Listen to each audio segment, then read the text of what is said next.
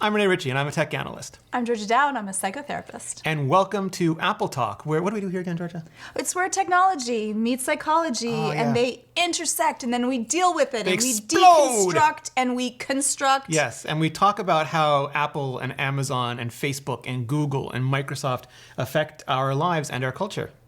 And I'm not going to complain about Microsoft maybe buying Discord this week. That's not going to be this week, Georgia. Oh, you know, why we can't have nice things. Ruined. They're going to rewrite it in .NET. It'll be fine.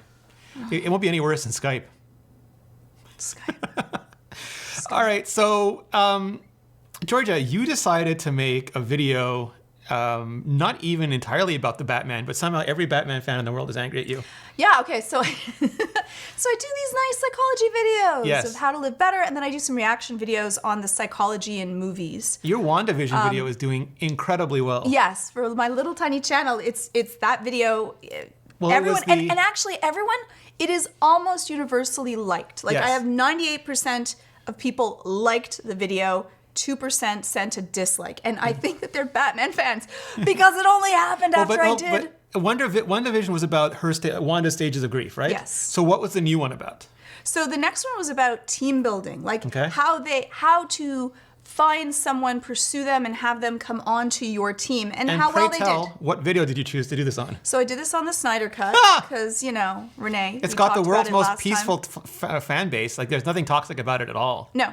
And so I went after, but I didn't expect that I would get so much vitriol because I'm not going after anyone specifically. I'm not going after the movie specifically, but perhaps I might have gone after Batman a little bit at how he was written in this movie at being really inept at team building, which, you know, he runs a multi-billion-dollar companies. He deals with people all the time.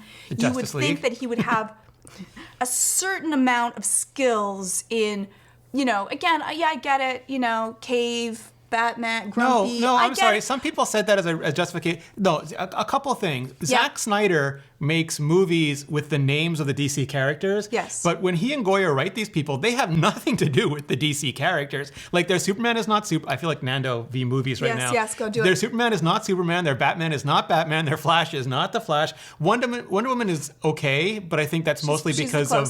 I'm blanking on the name of the woman who directed that movie, but I think mostly because of her.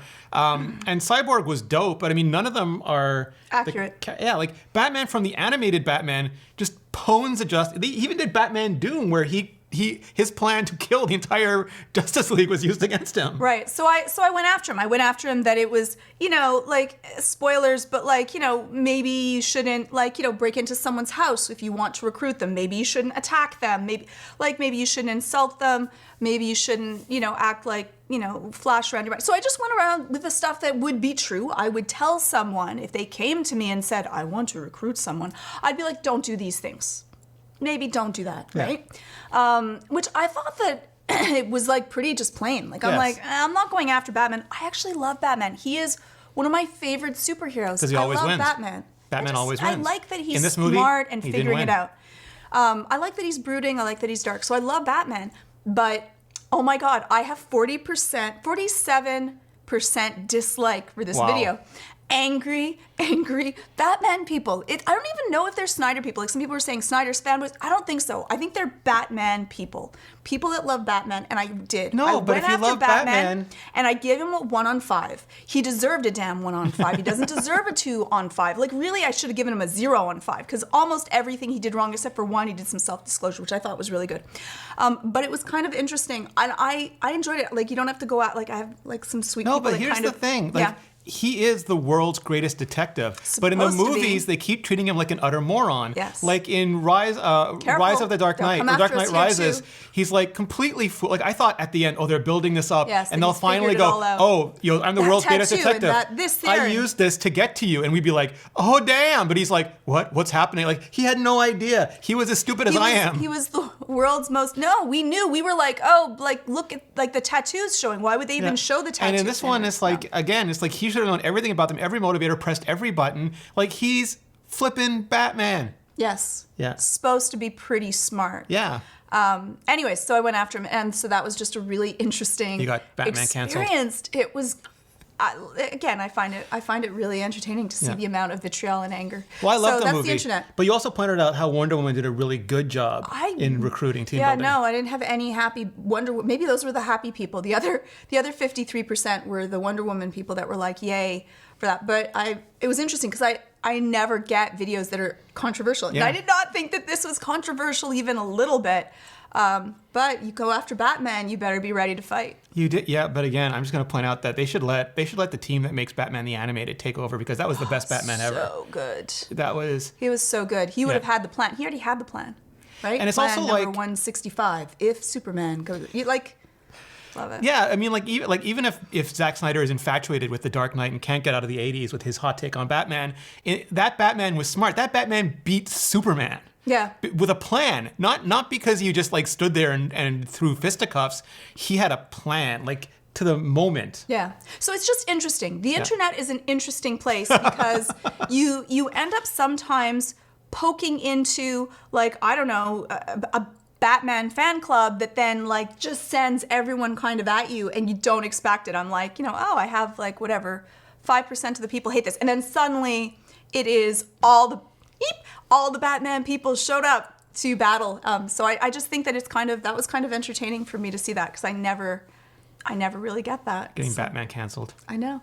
So I had the opposite. Well, I don't know if it's the opposite experience, but we did the channel review for me a few years, Wow. a few weeks ago on Clubhouse, where very kindly a group of people, Dave Wiskus runs them for the company that we're all involved in, the agency that we're all involved in, Standard, and Hayden Hillier-Smith, really good editor, and Marquez Brownlee, MKBHD, really good YouTuber, Luria Petrucci, amazing brand builder, streamer, everything. Just a lot of people gave me really, really good advice. And that's why a lot of my videos now are just extemporaneous. I'm not using any bullet points, not using any teleprompters. But I was doing daily videos, 4 to 6 videos a week. Right. And Devin, Legal Eagle, who was one of them, he said, well, why? And Jimmy, Mr. Someone else might have said why too. Wonder who. Yeah, you're busy pissing off Batman. I couldn't hear you over the bat. But also, and Jimmy, Mr. Beast, kind enough to say, wouldn't you rather make one video that gets 100 million hits? I don't get 100 million hits. I think he lives in a different universe than the rest of us. I was all excited just to get 10,000. I'm like, woohoo! You're 16,000 now. I was all excited. 17, but wouldn't you rather, it's better to do one video that gets 100 million hits than 10 videos that get 10 million hits because it's less work. Right. And I'm like, yes, Jimmy, you can make 100 million. Yeah, I know. I was just... different universe than the rest of us. But their logic was really solid for me. And so I've been doing a few things. Hayden's a really good editor. If you're not familiar with him, he edited for famous people for a long time, has his own channel. CeeLo does a lot of editing too. And they're you have to earn people's consideration every second. There's a million things they could be watching. And so I made the videos deliberately shorter. So instead of 12 to 16 minutes, they're now 6 to 8 minutes. And some people are complaining, where did your deep dives go? And I'm doing them. I'm just cutting out all the nonsense. Right. My thing is, if I click your It's a video... short deep dive. Yeah, well, I mean, when a lot of videos, I feel you click them and they don't deliver on the promise of your click. You'll click, why did somebody do this? And before I can tell you that, I've got to spend 6 minutes telling you this just because I want to make the video longer. And I want to yell not today, Satan. And I just press the tab close button. That should be what the close button should say. Oh, yeah, that is my thing now. I call it the not today, Satan tab. Yeah. Because you're wasting my time just for no reason. So yes, I'm trying to be super concise. Other videos. Yes. I'd rather you watch 2 concise videos than one long, sprawling one.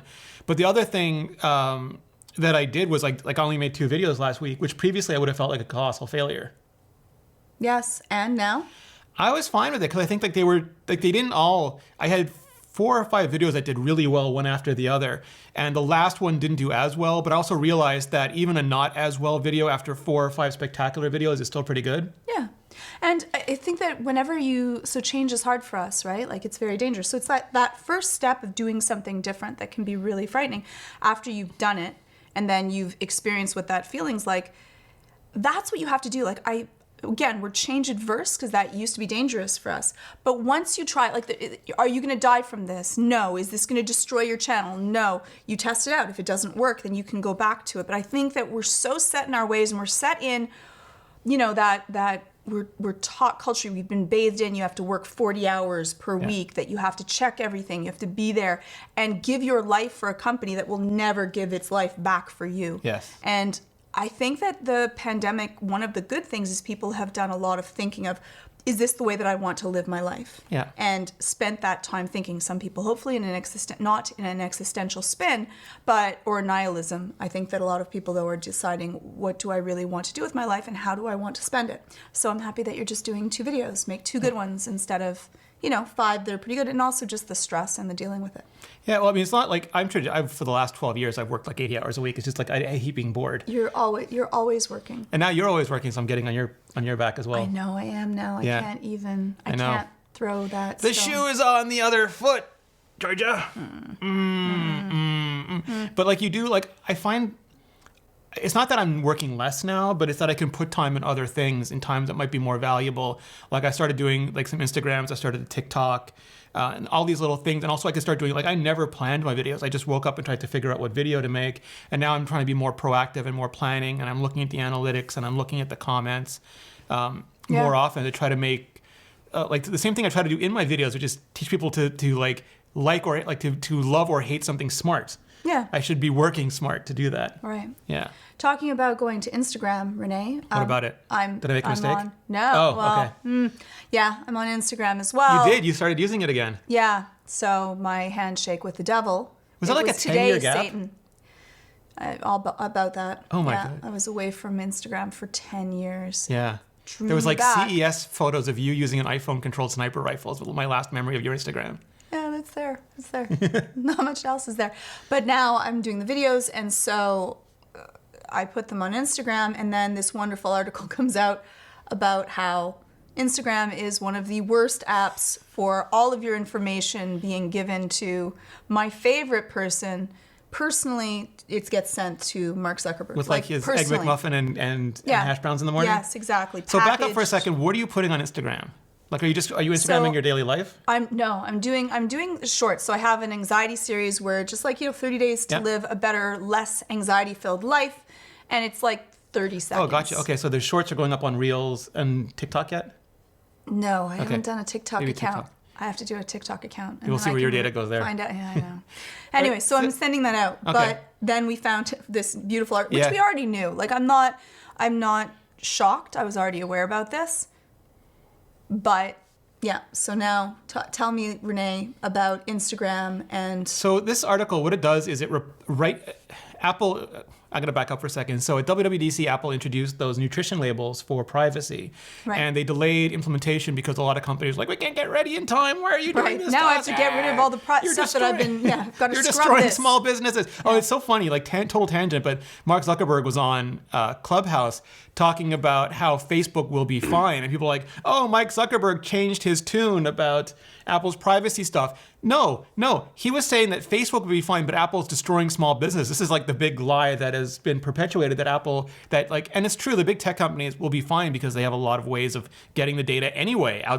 Again, Apple's not going after data. First party trackers. They're only going after third party.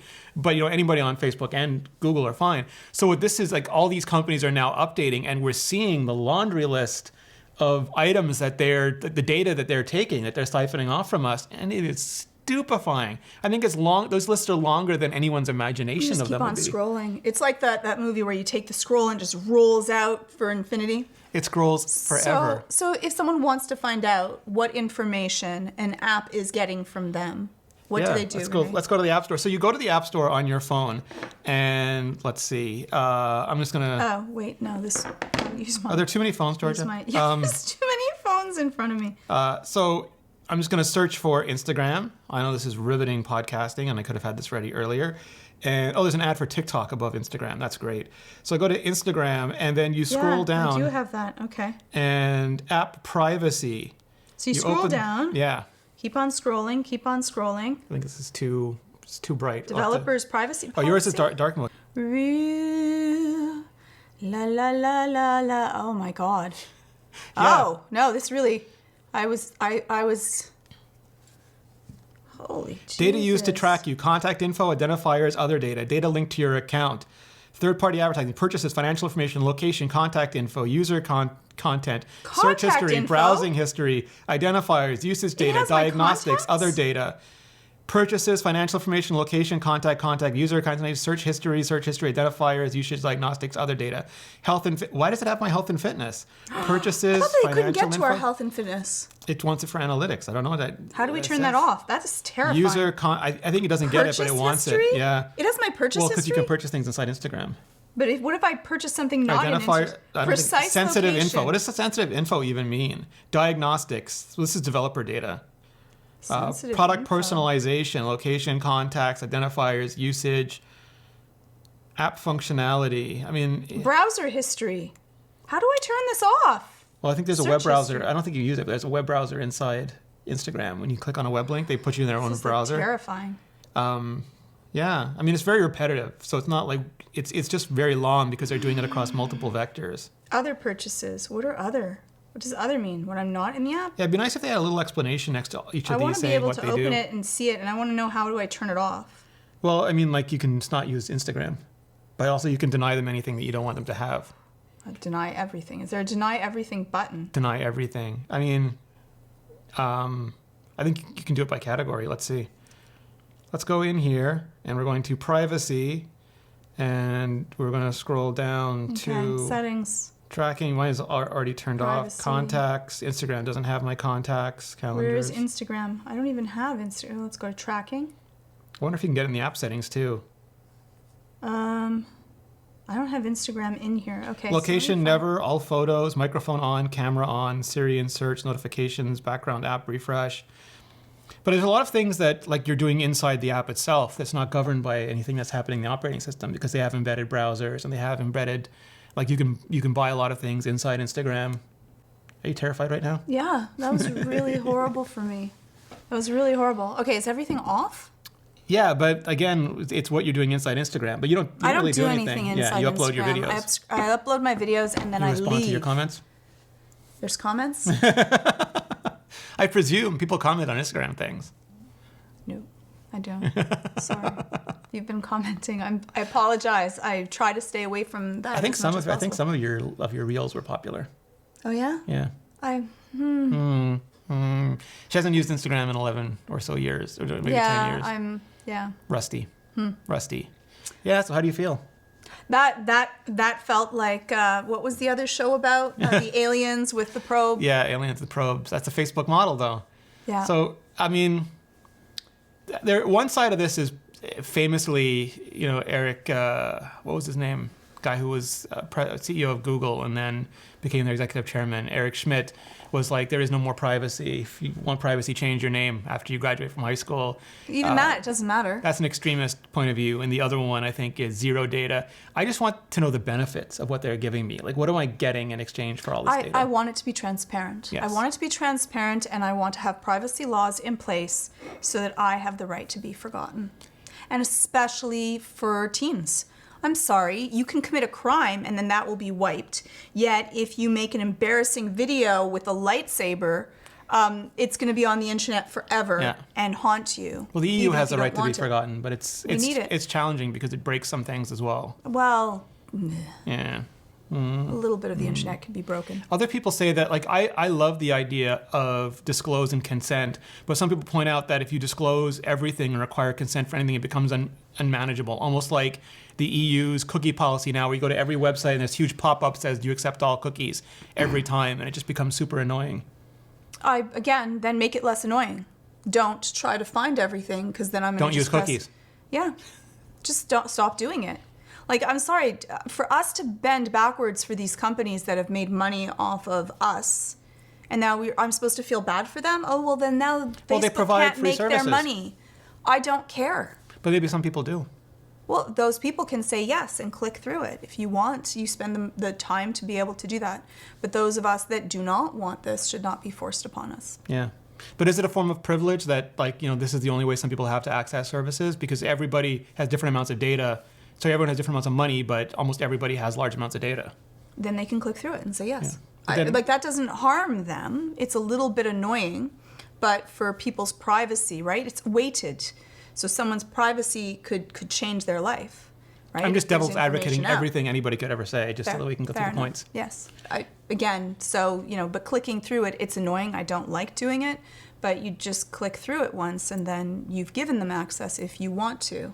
Because Mark Zuckerberg's whole thing is that, Apple has like the privilege of doing privacy. People who can afford their really expensive phones, but most of the world can't. Again, he's not. It's not stopping it. It's just making us aware.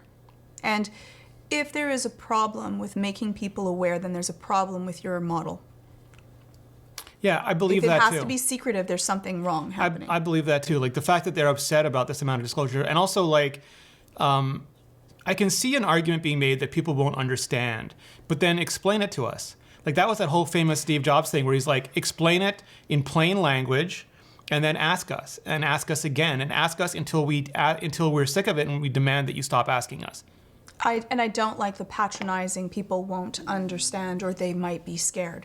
Then there's a problem. But I mean, explain your use. Like, we want to have access to your photos. Why? So you can use this photo filter. Like, don't just say we want to like, if someone says we want access to your photos, that can be scary, but say the why. But the thing is that they're not doing it for a good reason. The reason that they're not sharing and why they're so upset about having to disclose is because there is no good reason. It's not, they don't need to have, Instagram does not need to have my fitness history.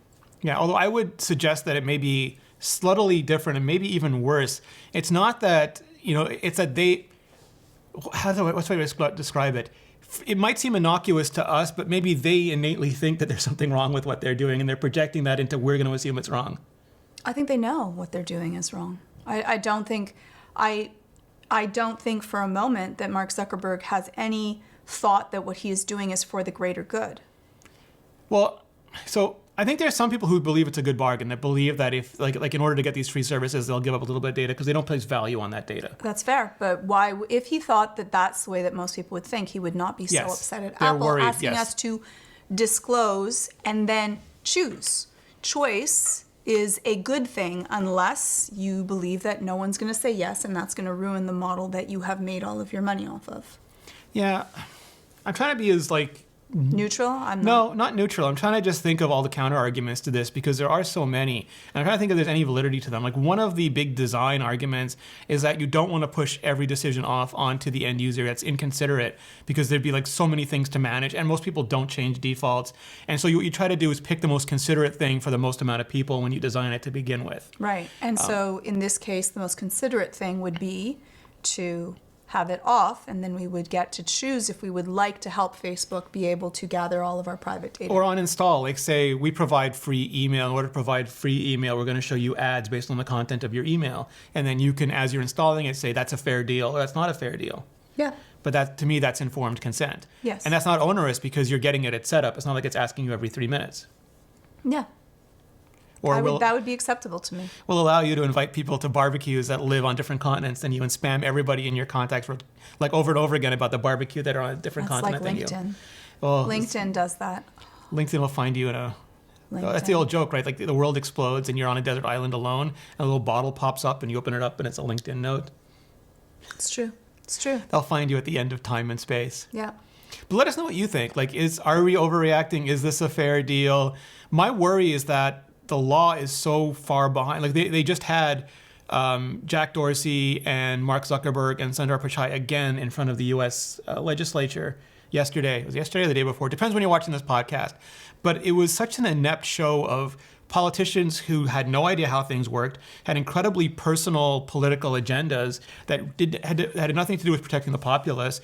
And there was a complete conflict in what they even wanted out of this thing. Right. They didn't stop and think, what is the solution we need? How do we reverse engineer this? It was a bunch of petty nonsense. Yes, they're just, going onto their pulpit and trying to say that they're fighting for people, but not really making any change that's going to make a difference. And then the EU comes in and says, we're going to do this. And often it's not what I would want them to do. It doesn't achieve their goal either. They regulate things in a way that doesn't achieve their goal. I don't think the cookie thing really serves anybody. I don't think that browser ballot with Microsoft, it didn't save Opera, it didn't save Sleipnir, it didn't save Fenris. It just destroyed almost every browser engine but the WebKit forks. So I'm not hopeful that they'll regulate it in an intelligent way either. No. We'll see. Well, we'll find out. But we do have some other news stories. We have some product-based Apple news to get into. Yay. So Apple the other day canceled the HomePod. I don't know if the HomePod said something stupid on Twitter or not, but it got totally canceled. Probably went after Batman. And got canceled. But now there are rumors from Mark Gurman that Apple's going to bring back the HomePod, but in like a final Poke Evolution form. And that is different kinds of HomePods, some of which will have a screen and a camera. Because those have been successful for Google and even Facebook's Portal, where it's like a little home speaker, but I don't want to say it's for the normals because that sounds horrible, but it's like you put it in your kitchen or you give it to your grandparents and they can make FaceTime calls and see you like really easily without having to know how to use a computer. So you just call them, or you could you could watch recipes in your kitchen HomePod while you're cooking. What do you think? I think that's useful. I don't like the idea of having a camera staring at me as I look at 1, 2, 3, 4, 5, 6, 7 devices with cameras and staring microphones. at me. And microphones as we tape this. Yes. But this was my choice. I carry around my phone. I kind of know that there could be someone. I used to have a little tape on the top of my phone, but right now I don't. But that might come back. But I don't like the idea of having a camera in my kitchen just because it could be hacked. Now, again, Apple's pretty good about privacy and trying to keep it safe, but it's still a little creepy. I think that it would be quite useful, though, if you could make a phone call, because I think that a lot of people have been with someone that's less technologically savvy and they're not able to figure out how to use it. I think that the technology anxiety also comes up. And so if it just starts and it plays, I think that would be very beneficial. So I like that. I don't know how I would feel about having it. Some of them follow you as you walk around the room. They follow you and reframe you so that you're always properly talking into the camera. Yeah, I don't. You had a Connect, though, didn't you? Didn't you have a Connect? I did have a Connect, but it did creep me out a little bit. When I was in my living room, I was staring at it every once in a while as it stared back at me, and I'm like, Hal, open the pod bay doors, Hal. It was Siri, and Siri was like, no, you're just going to searching the web for Bombay, Bombay shores. Yeah. Yeah, I would like a HomePod that is halfway between the size of the HomePod Mini and the OG Biggie HomePod that also had a dock, so that you could choose to dock your iPad, or if you have an old iPad, you could dock the iPad on it, and that would be the screen, and that would keep the cost of the HomePod by itself lower, but also make it more functional for like buying into the Apple ecosystem, and with a U1 chip, so that you could put these speakers in your house and they'd know where they were, so they could give you like full house or surround sound. Or like they could follow you through the house and the music would follow you if it knows you're listening to something. How is it going to follow you through the house? Like if you have several HomePods, as you leave the room, it'll detect your phone leaving or your watch leaving. Okay, because I was thinking it was actually... Oh, it's like R2? Yeah. Oh, that'd be awesome. Following you around. You think the HomePod leads to R2? No, because R2 is smarter. Siri? Never. Yeah. Well, but R2's not very assistive. He's a bit of a jerk. I'm going to get canceled for saying R2's a jerk. Yeah. No, it's Siri's. Siri's still not. Okay. Siri's one of those like droids that were like hammered and dead in little parts and pieces because people got so frustrated. Poor Siri. I know. And the other rumor is for a more rugged Apple Watch. I love that idea. Do you love it? I love the idea of having a Apple Watch that is, like, I don't know, like a diver's watch. This is more like a G-Shock. Yes, you could dive, you could mountain bike, you could mountain climb, you could this was for the sportsmen. Yes. And it was pretty, like I would say, shatterproof, waterproof, dustproof. That would be amazing. I would eat up that watch for sure. Because they have a lot G-Shock. Sorry. G-Shock has a lot of fans. Like, they're not that expensive and people love them. They buy tons and tons of them. And it is for exactly that. It's for people doing more extreme activities. Ray Zahab, friend of the show, Ray Zahab, he runs across the Sahara Desert. He runs across Baffin Island. He runs across the Amazon. And he's done it with an Apple Watch. And he keeps his iPhone like close to body heat so he can keep it warm and take a few seconds of photo before it freezes. Which is all nuts, but I'm sure like people like him, extremists, like adventurers, extreme athletes, excursionists, I don't know what they call themselves, people who go on these excursions, they would love having something like that too, because it's it'd be the same core, the same package, but just in a hardened, secure shell. Yeah, I think that'd be amazing. So Apple should do it? I think Apple should definitely do it. All right. Because it's annoying. I don't like having that I can't hear really well because I haven't done the little water, just have a like. You're still gonna have to do the little water thing. It could have a band that had like the full, so it was a full seal, and that could be the bend, and I would be fine with that. Like keep the watch exactly the same, but have some sort of a enclosure around it so that it was. They have some tough cases, but I'm sure Apple could do a better design. Yes. Yeah, that's the thing. Apple does it better. I want to see people, construction workers be able to like nail gun this watch and it survives. You know what I want to be able to do? What? Like make it bulletproof, and then I can ting ting. Yeah. Ting ting. Yeah. Just ting ting. Well, I don't have the reflexes, the perception, the speed. Yeah, it wouldn't help at all. It'd be more like blam. It would more be like I was like scratching and then it happened to get hit, and then that would be a great story. But you could use it for the people on sending you dislikes on YouTube. You could ting ting the dislikes. That's what I need to do. Yes. That's what I need to do. Yeah.